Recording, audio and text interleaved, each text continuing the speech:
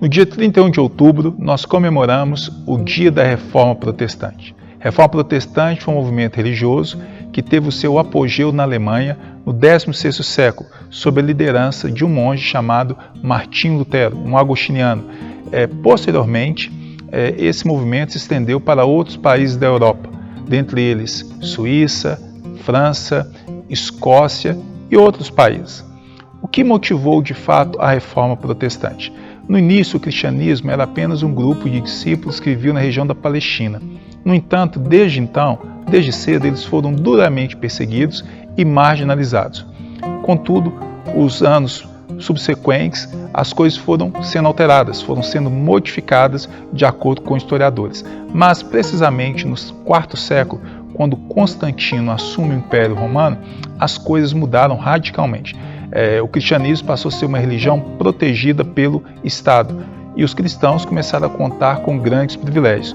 Muitas coisas foram boas nesse período, contudo, coisas ruins também foram introduzidas ao cristianismo, ao verdadeiro cristianismo.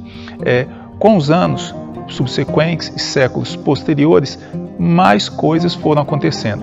Foram sendo introduzidas coisas perniciosas ao verdadeiro cristianismo, aquilo que Jesus havia projetado para os seus discípulos.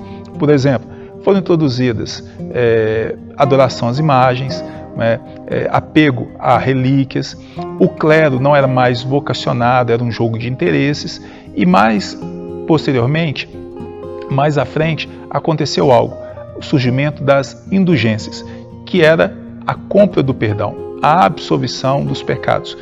Você compraria a bênção ou a salvação de até mesmo um ente querido que já havia morrido. É nesse contexto que surge um homem chamado Martinho Lutero. Martinho Lutero nasceu no 15º século. Martinho Lutero era um camponês, seu pai era camponês e seu avô era um camponês. Teve uma infância muito dura, muito pobre. Alguns dizem que Martinho Lutero chegou a mesmo a cantar nas portas das casas para poder ganhar pedaço de pão. Ele cantava ali alguns hinos. Martinho Lutero, na sua juventude, passou por grandes conflitos. Martinho Lutero sempre teve muito pavor, muito medo de Deus. E nos diz que, certa feita, ele enfrentou uma grande tempestade e ele foi poupado. Ele viu que tinha sido Deus que o havia poupado. Ele então decidiu entregar sua vida completamente. Por isso, foi para um convento onde foi estudar teologia. Ele seria um grande sacerdote, um grande líder. O fato é que ali mesmo, onde ele estudava, juntamente com seus amigos, Martinho Lutero sempre demonstrou um temor muito grande acerca de Deus. Ele fazia várias penitências, ele se autoflagelava, de acordo com alguns estudiosos, fazia muito jejum, porque ele tentava, a todo custo, conseguir a absolvição de Deus pelos seus pecados. Foi daí então que dizem que Martinho Lutero começou a estudar de forma mais profunda os evangelhos e, sobretudo, a carta de Paulo aos Romanos. E ele percebeu que havia algo diferente nisso tudo e começou a estudar sobre a questão da justificação pela fé.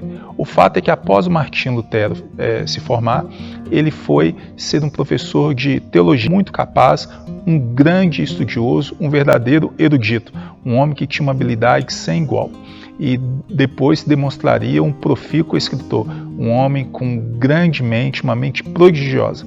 O fato é que nesse período chega em sua cidade um homem chamado Tetzel. Esse homem estava ali vendendo indulgências para a construção da Basílica de São Pedro. Lutero ficou indignado com essa situação e decidiu então argumentar juntamente com o líder da igreja, no caso que chegaria até o Papa ou o Bispo naquele contexto. O fato é que essas 95 teses que são chamadas foram afixadas no castelo de Wittenberg e nos diz que a partir daí toda a vida de Martinho Lutero foi mudada. As 95 teses refutavam as indulgências, mostrando que na verdade o homem era salvo mediante a fé e tudo na verdade era fruto da graça de Deus, de acordo com Romanos capítulo 1, verso 16 e o verso 17. A partir daí, Martinho Lutero teve que enfrentar várias situações, chegando a ser excomungado, porque Martinho Lutero dizia que o homem deveria ser salvo pela fé e não pelas obras. Surge então o movimento da Reforma. A partir daí, a Reforma Protestante é comemorada todos os anos no dia 31 de outubro, porque foi assim que aconteceu no passado. Quais eram os pilares da Reforma? Sola Scriptura, somente a Escritura, porque até então a tradição vinha em pé de igualdade. aquilo que estava na Bíblia era igual àquilo que o Papa falava. Lutero disse, de forma alguma, somente a Escritura, somente pela graça. Tudo é pela graça. Nós somos salvos pela graça, pela misericórdia de Deus. Ele falava que nós nos apropriamos daquilo que Cristo fez pela fé, somente a fé. E ele falava que somente Cristo poderia nos salvar e que tudo era para a glória de Deus. Esses, na verdade, eram os pilares da reforma. Né? Então, no dia 31 de outubro é um dia muito importante para nós, aqueles que professam a fé em Jesus Cristo, aqueles que são chamados de protestantes e evangélicos.